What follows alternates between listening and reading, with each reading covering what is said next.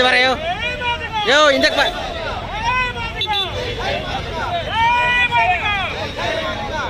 ಇಕ್ಕಪ್ಪ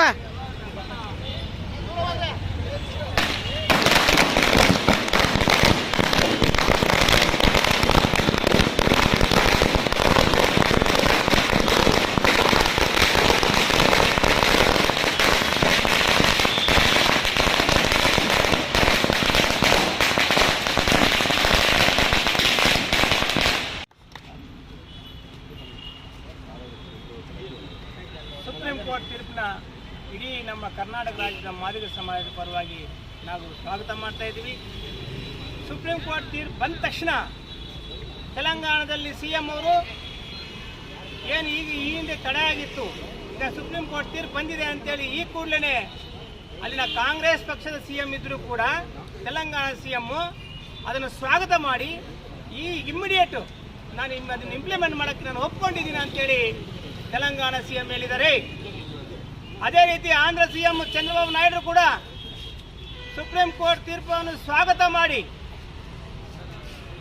ಈ ಕೂಡಲೇ ಇಮ್ಮಿಡಿಯೇಟ್ ನಾವು ಆಂಧ್ರ ರಾಜ್ಯದಲ್ಲಿ ಒಳ ಮೀಸಲಾತಿ ವರ್ಗೀಕರಣ ನಾವು ಇಂಪ್ಲಿಮೆಂಟ್ ಮಾಡ್ತೀವಿ ಅಂತ ಹೇಳಿದ್ದಾರೆ.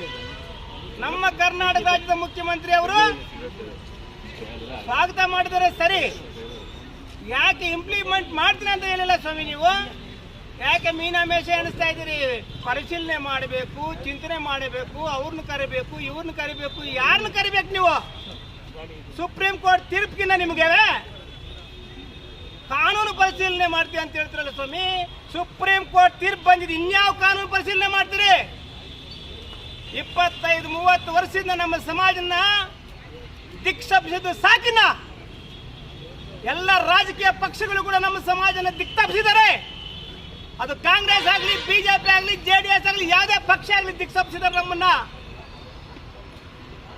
ಮತ್ತೆ ಕೂಡ ಸುಪ್ರೀಂ ಕೋರ್ಟ್ ತೀರ್ಪು ಬಂದಿದ್ರು ಕೂಡ ಇನ್ನ ಕಾನೂನು ತಜ್ಞರನ್ನು ಭೇಟಿ ಮಾಡಬೇಕು, ದಲಿತ ಮುಖಂಡರ ಜೊತೆಗೆ ಮಾತಾಡಬೇಕು. ಇದು ಯಾವ ನ್ಯಾಯ? ತೆಲಂಗಾಣದಲ್ಲಿ ಕಾಂಗ್ರೆಸ್ ಪಕ್ಷದ ಮುಖ್ಯಮಂತ್ರಿ ತೀರ್ಮಾನ ತಗೊಂಡಾಗ ನೀವು ತೀರ್ಮಾನ ತಗೊಳಕ್ಕಾಗಲ್ವಾ? ಆಂಧ್ರ ಪ್ರದೇಶದಲ್ಲಿ ಚಂದ್ರಬಾಬು ನಾಯ್ಡು ಒಬ್ಬ ಮುಖ್ಯಮಂತ್ರಿ, ಅವರು ದಕ್ಷಿಣ ಭಾರತ, ಅವ್ರು ತೀರ್ಮಾನ ತಗೊಳಕ್ ನೀವು ಆಗಲ್ವಾ?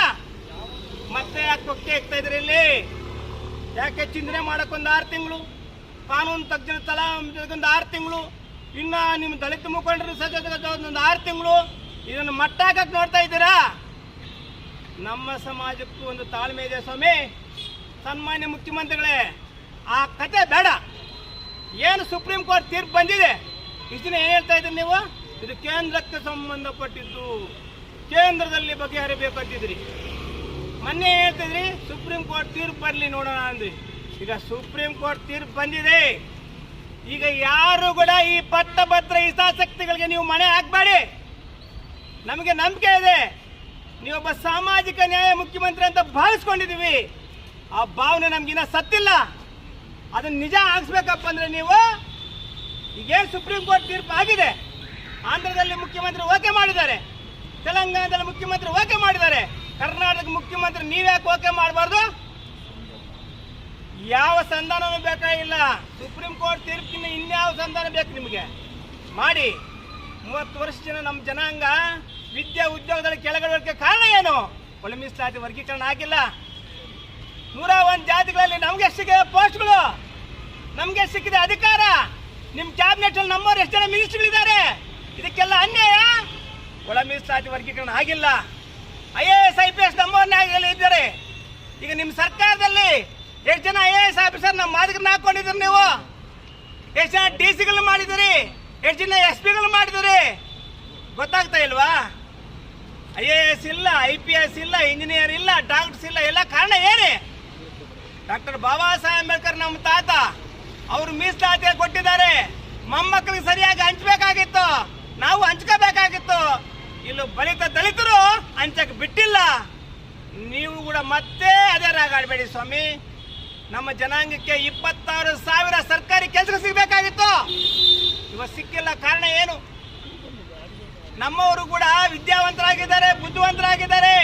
ಆದರೆ ಸರ್ಕಾರಿ ಕೆಲಸ ರಿಸರ್ವೇಷನ್ ಅಲ್ಲಿ ಕೂಡ ರಿಸರ್ವೇಷನ್ ತಪ್ಪೋಗ್ತಾ ಇದೆ. ಯಾವುದೋ ಕಾರಣ ಕೊಟ್ಟು ಇವತ್ತು ತುಮಕೂರು ವಿಶ್ವವಿದ್ಯಾಲಯದಲ್ಲಿ ಉಪನ್ಯಾಸಕರು ಅಲ್ಲಿ ತಗೊಂಡಿಲ್ಲ ಪೋಸ್ಟ್ಗೆ ನಮ್ಮ ಮಾದಿಗರು ಎಷ್ಟಿದ್ದಾರೆ?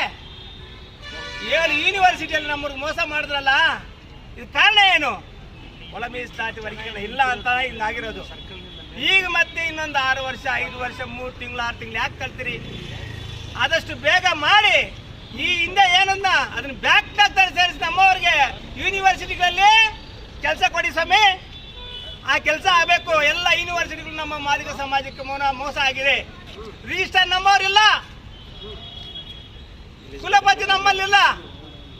ಒಬ್ಬ ಯೂನಿವರ್ಸಿಟಿ ವೈಸ್ ಚಾನ್ಸಲರು ಶಿವಮೊಗ್ಗದವರು ಮಾದಿಗರವ್ರಿಗೆ ಮಾಡ್ತೀವಿ ಅಂತ ಹೇಳಿದ್ರು ಸ್ವಾಮಿ.